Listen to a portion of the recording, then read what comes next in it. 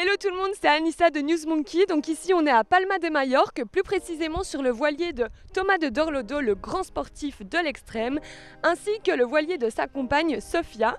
On est ici pour une simple et bonne raison, c'est qu'ils vont partir en tour du monde pendant 3 ans. Donc quoi de mieux que eux pour nous parler de l'aventure au sens propre. Alors Pour nous, l'aventure, pour moi, l'aventure, c'est la recherche d'intensité, c'est le voyage, c'est la découverte, c'est sortir de sa zone de confort. Voilà, ça c'est pour nous l'aventure et c'est en fait plein de valeurs qu'on a envie de partager avec les plus jeunes et à travers le Loto Young Adventurer, c'est l'occasion idéale pour le faire. Beaucoup de messages positifs à véhiculer également. Ouais. Oui, on le choisit un petit peu en suivant notre instinct, notre intuition. On se dit ça c'est un truc qui nous plairait, c'est un projet qui nous parle.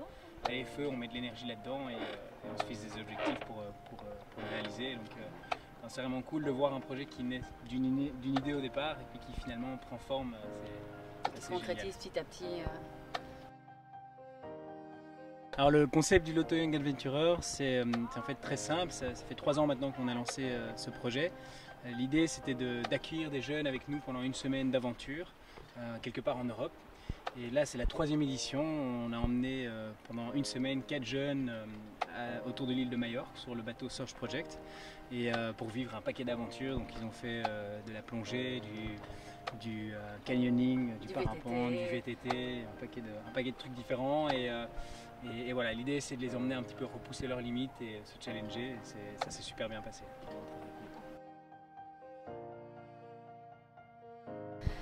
Mais ce qui est sympa, c'est qu'on n'a pas vraiment de programme fixé. Ce qu'on veut, c'est de voyager. On sait qu'on a plus ou moins entre 3 et 4 ans pour le faire. On va prendre le temps de découvrir des bons endroits, d'y passer du temps, d'exploiter des paysages magnifiques.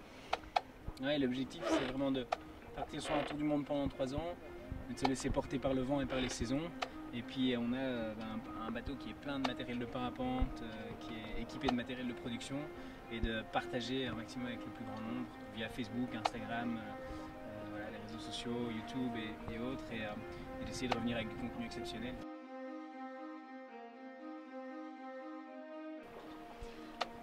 Ils doivent oser, c'est trop triste parce qu'ils sont en train de passer à côté de quelque chose qui en vaut la peine. Ils n'auront aucun regret et ils vont justement apprendre beaucoup d'eux-mêmes et dès qu'ils se lancent un petit peu dans l'aventure, après ça va faciliter les prochains voyages qui se mettront en tête. Ouais, je pense que c'est toujours le premier pas qui est un peu difficile, quoi. Et en fait, les gens nous disent ouais mais tu ferais quoi, qu'est-ce que tu penses, j'irai où, et ils pensent toujours à des destinations super lointaines. Et en fait, on peut partir à l'aventure presque dans son jardin, quoi. Je dis toujours à des amis qui ont des enfants, tu montes une tente dans le fond de ton jardin, ou tu vas dans les Ardennes passer un week-end, ou tu fais je sais pas, n'importe, une énorme balade dans les dunes. Enfin, l'aventure elle est finalement pas très loin, pas si loin que ça, et il y en a pour tous les budgets.